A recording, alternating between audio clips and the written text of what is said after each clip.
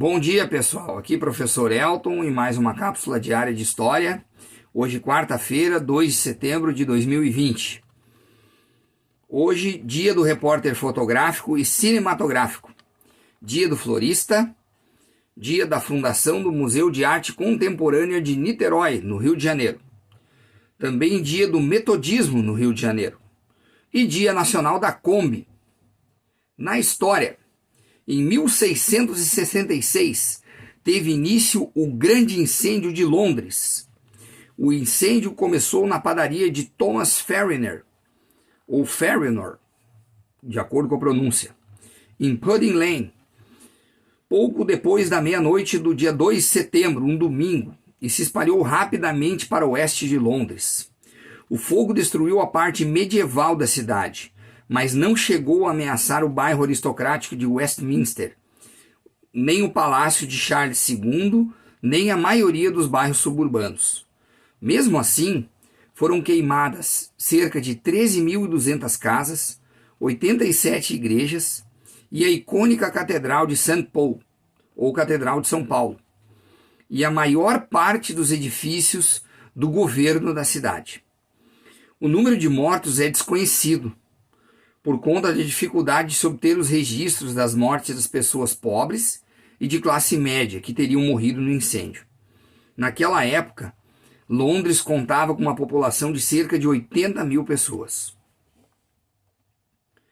Em 1822, nesta data, Maria Leopoldina, então princesa regente do Brasil por conta da ausência de Dom Pedro, assinou o Decreto da Independência, declarando o Brasil separado de Portugal.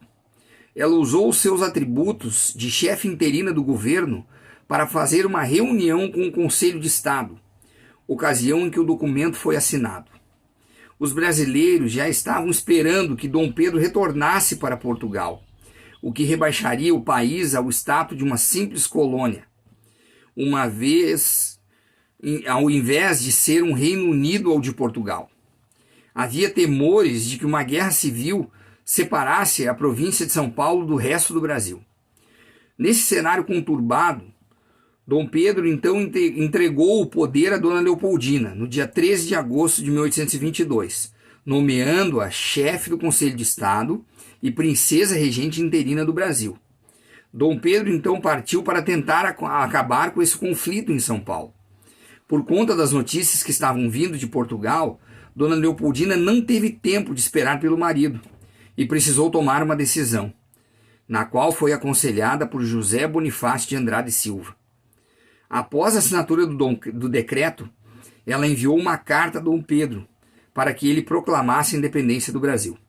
O papel chegou a ele no dia 7 de setembro de 1822, quando Dom Pedro então proclamou a independência do Brasil e o declarou livre de Portugal, às margens do Riacho Ipiranga, em São Paulo. Em 1945, durante a Segunda Guerra Mundial, o combate termina no Teatro do Pacífico. A ata de rendição do Japão foi assinada pelo ministro do exterior japonês, Mamoru Shigemitsu, a bordo do navio de guerra USS Missouri, na Baía de Tóquio, pondo fim aos conflitos da Segunda Guerra Mundial. Em 1969, 2 computadores trocam dados em um teste da rede militar experimental ARPANET, marcando o nascimento da Internet, a rede mundial de computadores. Em 2018, o Museu Nacional do Brasil foi destruído por um incêndio, com perda de mais de 90% da coleção do museu. E com isso, encerramos a nossa cápsula diária de história de hoje. Desejo a todos uma excelente quarta-feira e um abraço do professor El.